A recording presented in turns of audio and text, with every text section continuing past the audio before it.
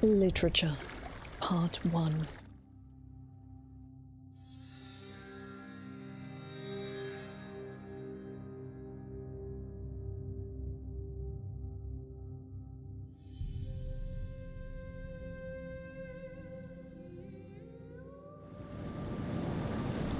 "16 Accords of Madness", Volume 4. Hircine's Tale. Ever proud and boastful, Oblivion's mad prince stood one 5th day of mid-year among the frigid peaks of Skyrim and beckoned forth Hircine for parley. The huntsman god materialized, for this was his day, and the boldness of Sheogorath intrigued him.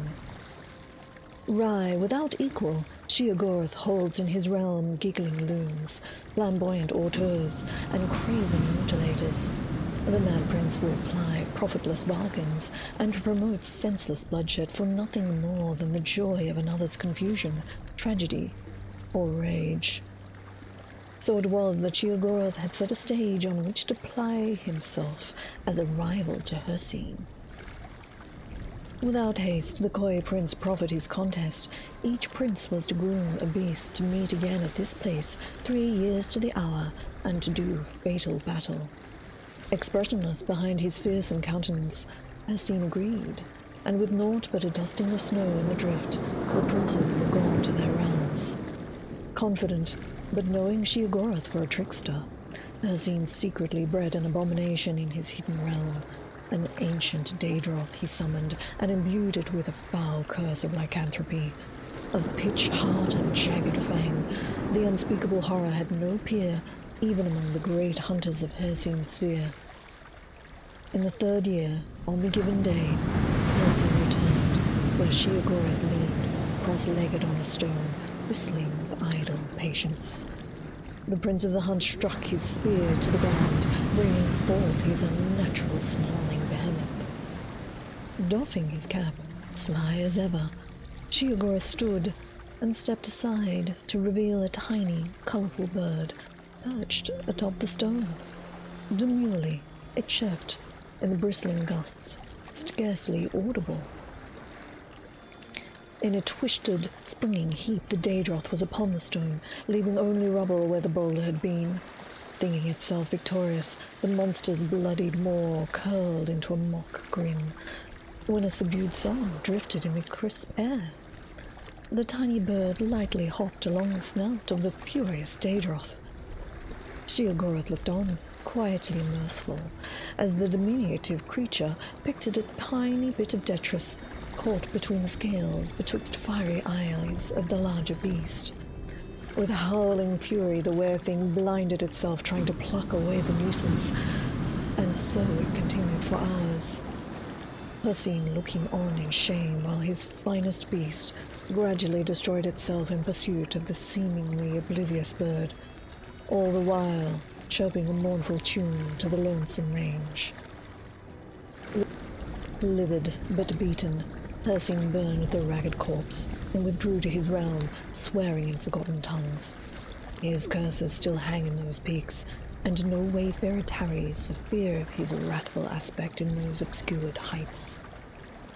Turning on his heel, Sheogorath beckoned to the minuscule songbird to perch atop his shoulder and strolled down the mountain, making for the warm breezes and vibrant sunsets of the Abyssinian coast, whistling in tune with the tiniest champion of Tamriel.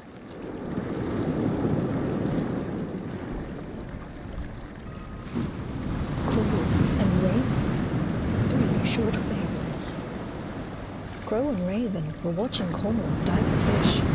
"I wish I could dive," said Crow. "I like to eat fish." "What?" said Raven. "Are you saying Cormorant can do something that you cannot? That's absurd. You're twice the bird Cormorant is." "You're right," said Crow, and he dove deep into the water. Half a minute later, he thrashed his way back to the surface. Raven stood nearby. "Raven," gasped Crow, "why did you say that? I nearly drowned." Raven shrugged and said, "I like to eat birds." Crow and Raven were watching Morning Dove take a bath in a shallow pool. "I believe I shall take a bath as well," said Crow. He flew down, splashing about in the pool, and then flew back up next to Raven. "That's better," said Crow.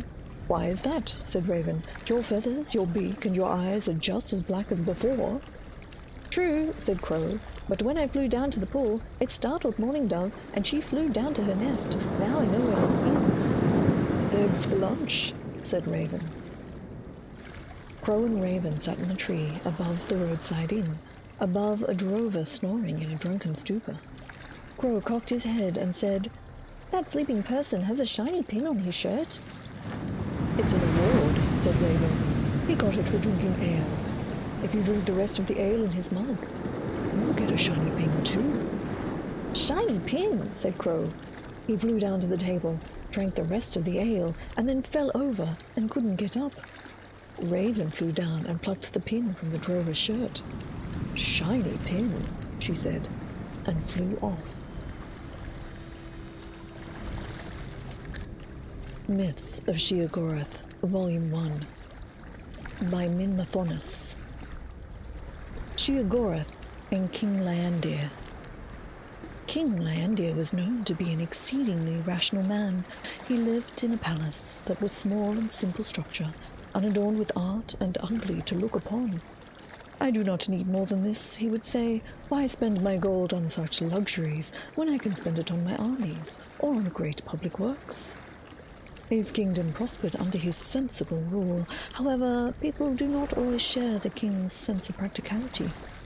They would build houses that were beautiful to look upon, although not necessarily very practical. They devoted time and energy to works of art. They would celebrate events with lavish festivals. In general, they were quite happy. King Leandir was disappointed that the more of them did not follow his example and lead frugal, sensible lives. He brooded on this for many years. Finally, he decided that his subjects simply didn't understand how much more they could accomplish if they didn't waste time on those frivolous activities. Perhaps, he reasoned, they just needed more examples. The king decreed that all new buildings must be simple, unadorned, and no larger than was necessary for their function. The people were not happy about this, but they liked their king and respected the new law. In a few short years, there were more plain buildings than ornate ones, and the citizens used the money saved to buy even more lavish art and hold even more excessive celebrations. Once again, King Leandir decided to provide them with a strict example of how beneficial it would be to use their time and resources for more practical purposes. He banned all works of art in the city. The people were quite put out by this, but they knew that their king was doing what he thought was best for them. However, human nature is not so easily denied. In a few more years, the city was filled with plain, simple buildings, and devoid of any sort of art. However, the people now had even more money and time to devote to their parties and festivals. With a heavy heart, King Leandir decided that his people were to be treated like children, and, like all children, they needed rules and discipline laid down by great figures of authority to make them understand what was truly important in life. He decreed there should be no revelry in the city. Singing, dancing, and music were all banned. Even food and drink were limited to water and simple foodstuffs. The people had had enough. Revolt was out of the question since King Leandir had a very well-trained and equipped army. They visited the shrines and temples in droves, praying to all the gods, even some to the Daedric princes, that King Leandir would revoke these new oppressive laws. Sheogorath heard their pleas and decided to visit King Leandir. He appeared to the king in his dreams as a field of flowers, each with arms instead of petals, and the face of the mad god in the center. "I am lord of the creative and lord of the deranged. Since you have no use for my gifts of creativity, I have decided to bless you with an abundance of my other gift." From that day forward, every child born into the city was born into madness. Since infants do not reveal illnesses of the mind, it was several years before this was realized. The king's own son was among the victims, suffering from seizures and delusions. Yet King Leander refused to change his ways. When his son, Glint, was 12 years old, he stabbed his father while Leander was sleeping. With his dying breath, King Leander asked, "Why?" His son replied, "It is the most practical thing I could do." The new young king ordered all palace servants slaughtered. He ordered a grand festival to celebrate his new reign and the repeal of Leander's laws. He served the crowds a stew made from the carcasses of the palace servants. He ordered the east-facing walls of every building to be painted red, the west-facing walls painted in stripes. He decreed all citizens wear ornate masks on the backs of their heads, and he burned down the palace and began construction of a new one. In the new palace, the young king orders his personal chambers not to have any doors, for fear that small woodland creatures would attack him. He ordered that it have no windows, for fear that the sun and the moon were jealous of him and plotting his death. And thus ended the line of King Leander. The people of the city returned to their grand works of art and raucous celebration. They talked and acted as if they still had a living king, and even kept it up the palace, using it as a house to care for their mad children. Sheogorath was mightily pleased with this outcome. From that day forward, the city was blessed with more than the normal number of gifted artists and deranged citizens. Myths of Sheogorath, Volume 2, by Mathonis. Sheogorath invents music. In the earliest days of a time when the world was still raw, Sheogorath decided to walk amongst the mortals. He donned his guise of gentleman with a cane and moved from place to place without being recognized. After 11 days and 11 nights, Sheogorath decided that life among the mortals was even more boring than his otherworldly existence. "What can I do to make their lives more interesting?" he said to himself. At the same moment, a young woman nearby commented wistfully to herself, "The sounds of the birds are so beautiful."